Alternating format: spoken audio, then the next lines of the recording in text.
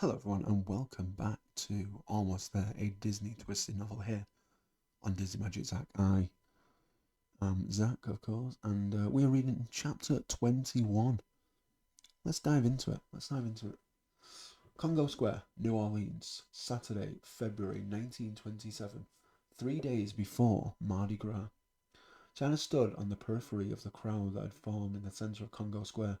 She clapped along to the rhythmical beat of the drum, cheering on the brave folks who took their turn in the centre of the circle.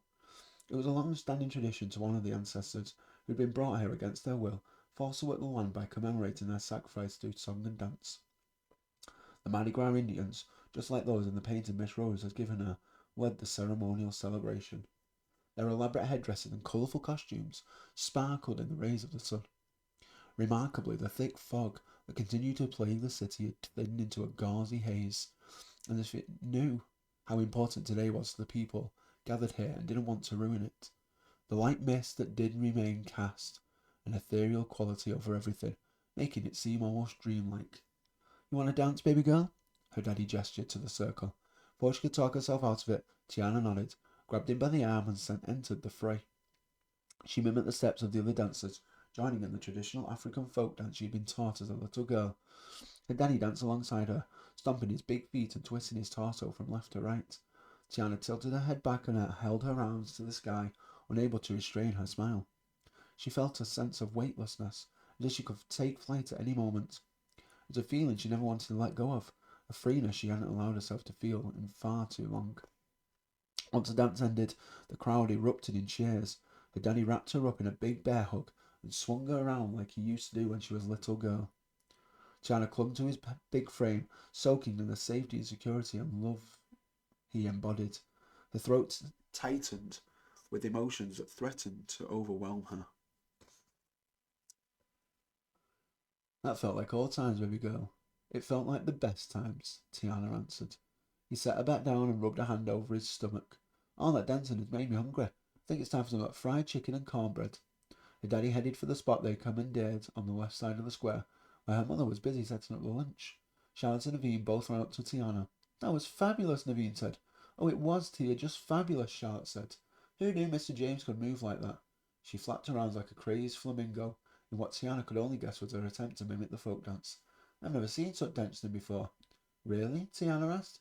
She considered the fact that the celebration at Congo Square was a sacred ritual, but only to certain communities in New Orleans.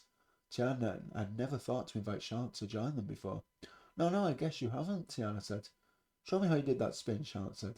She twirled and fell flat on her backside. Ouch, Tiana grimaced.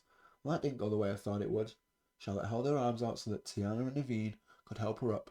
She took a step back and yelped. I think I broke my ankle. But you didn't land on your ankle, Tiana said. Well, something's broken. Naveen, sugar, Charlotte called. Why don't you help me over there to where Miss Eudora is setting up the picnic? I think some peach cobbler will make me feel better.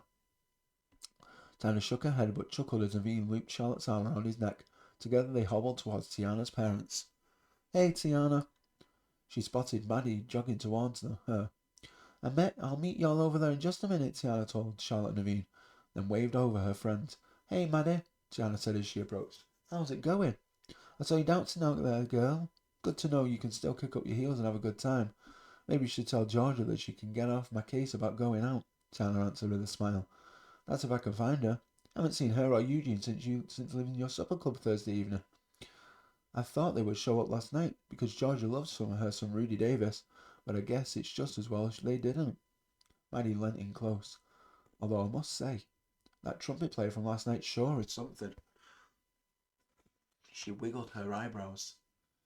He's been looking at you the entire time we've been talking. Tiana felt a telltale blush creeping up on her cheeks. I need to go and help Mama set up lunch, she told Maddie. I'll talk to you later. And if I run into Georgia and Eugene, I'll let them know that you've been looking for them. Tiana continued to the lunch that her mother had spread out on the massive patchwork quilt she created from fabric scraps. The quilt made an appearance only once a year for this very celebration. It was soft and colourful and filled with memories that Tiana had learnt to cherish even more during those years when her daddy was gone. She wouldn't think about those times. Their family was whole again. That was what mattered. Tiana was grateful that talk of postponing the picnic until after the fog retreated had turned out to be nothing but talk. More and more people were looking towards the river as the culprit, based on snippets of conversations she'd caught as she'd moved about the square. That green algae growing on the river had also become thicker overnight. Whatever had caused this phenomenon, it was beginning to wreak havoc for too many people, especially for those people who relied on the river for their livelihood, like the fishermen she did business with. Tiana didn't want to give any credence to what the Shadow Man had told her, but the thought continued to linger in the back of her mind. Was this all her fault? Don't be ridiculous, she whispered to herself, refusing to allow thoughts about the Shadow Man to steal another minute of her day. She joined the others over the picnic blanket and feasted on fried chicken, cornbread, deviled eggs, fruit salad, and peach cobbler. Full and satisfied, Tiana braced her hands on either side of her and stretched her face upwards towards the sky, basking in the warmth of the sun, trying to peek through the haze. Tiana? Naveen's voice came from somewhere just to the left of her. She tilted her head to the side and opened one eye. Yes? She could see Charlotte a few feet away, holding her thumb up and smiling. I wondered if you would like to dance, Naveen asked. She wasn't sure if it was the raw last hope she saw in his eye, but something compelled her to say, okay. Tiana almost laughed at Naveen's shocked expression. His mouth opened and closed several times before he spoke. Really? He asked. This was a chance to backtrack, to tell him that she hadn't heard him correctly, or that she simply changed her mind. But she didn't. She no longer hoped for a day where there could be anything more between them. She knew it was impossible, in order to keep him safe. But she selfishly wanted this one dance. One little dance. That wasn't too much to ask, was it? And here at the picnic, that seemed so far from the Shadow Man and his tricks. Tiana held out her hand. Naveen helped her up from the quilt, beaming. Together they joined the others who were dancing to the lively brass band that started up a few minutes ago. In the moment, at least, everything was right in her world.